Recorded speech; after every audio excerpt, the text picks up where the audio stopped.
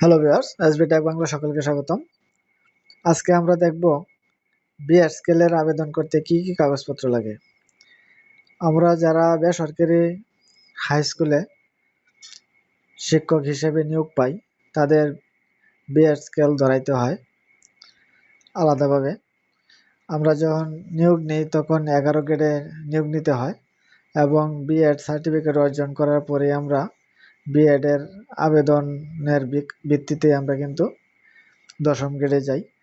তো বিএড আবেদন করতে কি কি কাগজপত্র লাগে সেটুকু আজকে আমরা দেখব এবং বিএড আবেদন কিভাবে করতে হয় সেটারও ভিডিও আমার চ্যানেলে দেওয়া আছে, আপনারা দেখে নেবেন। নিজেদের আবেদন নিজেরাই করতে পারবেন যদি এ টু জেড দেখেন। তাহলে আজকে দেখি কিভাবে কি কাগজপত্র লাগে আবেদন করতে। এখানে 17টা পেজ লাগবে। বিএড আবেদন করতে 17টা পেজ লাগে। প্রথম ধাপ, দ্বিতীয় ধাপ, তৃতীয়, চতুর্থ, পঞ্চম, ষষ্ঠ ধাপে হলো অ্যাটাচমেন্ট। প্রথম এই ধাপগুলা শেষ করে তারপরে ষষ্ঠ ধাপে আসতে হবে। কিভাবে ধাপগুলো পূরণ করতে হবে সেটার ভিডিও আমার চ্যানেলে দেওয়া আছে, আপনারা দেখে নেবেন। এবং আপনারা যদি না টেনে ভিডিওটা একবার দেখেন, হয়তো বা 2বার দেখেন, তাহলে নিজেদের আবেদন নিজেরাই করতে পারবেন, কাউকে টাকা দিয়ে আবেদন করাতে হবে না।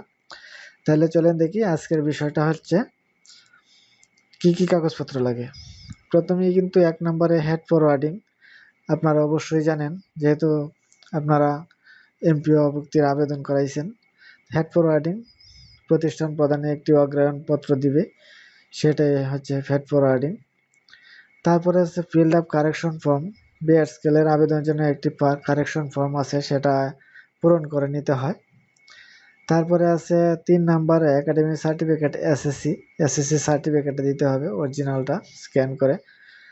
আগে বলে রাখি, সবগুলো কাগজই কিন্তু স্ক্যান করে, যেগুলা পিডিএফ একাধিক কাগজ সেটি পিডিএফ করে একটি ফোল্ডারে রাখতে হবে। তারপরে একটা একটা করে আপলোড দিতে হবে। তারপরে আছে এসএসসি সার্টিফিকেট, অরিজিনালটা স্ক্যান করতে হবে। তারপরে academic certificate HSC original scan করতে হবে।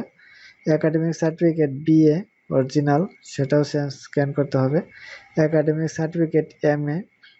তারপরে আছে একাডেমিক সার্টিফিকেট আদার্সের মাঝে আপনি নিবন্ধনের সার্টিফিকেট দিতে পারেন।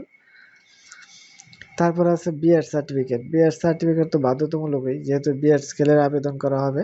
বিএড সার্টিফিকেটটা অরিজিনাল যেটা আছে সেটা স্ক্যান করে দিতে হবে ভালোভাবে। তারপরে প্রফেশনাল সার্টিফিকেট মানে পেশাগত সনদপত্র, বিদ্যালয় ফেডে একটি প্রত্যয়নপত্র লিখতে হবে। পেশাগত সার্টিফিকেট, পেশাগত প্রত্যয়নপত্র লিখে এটা লিখতে হবে বিদ্যালয় ফেডে। তারপর হচ্ছে অ্যাপয়েন্টমেন্ট লেটার মানে নিয়োগপত্র। আপনার নিয়োগপত্রটা অরিজিনাল যেটা আছে সেটা স্ক্যান করে দিতে হবে। তারপরে আছে জয়েনিং লেটার, যোগদানপত্র। আপনার যে যোগদান করছেন সেই যোগদানপত্রটা অরিজিনালটা স্ক্যান করে দিবেন। তারপরে টিচার স্টাফ স্টেটমেন্ট, শিক্ষক বিবরণী, প্রতিষ্ঠানের শিক্ষক বিবরণী যেটা আছে সেটা দিতে হবে এখানে স্ক্যান করে। তারপরে related MPO copies of applicants first এবং লাস্ট এবং আদার্স। প্রথম এমপিও কপিটা আপনার যে মাসে এমপিও হয়েছে, নতুন এমপিও হয়েছে সেই মাসের কপিটা দিবেন এবং লাস্ট এমপিও কপিটা দিবেন। 2টা এমপিও কপি আপনার এখানে দিতে হবে পিডিএফ করে।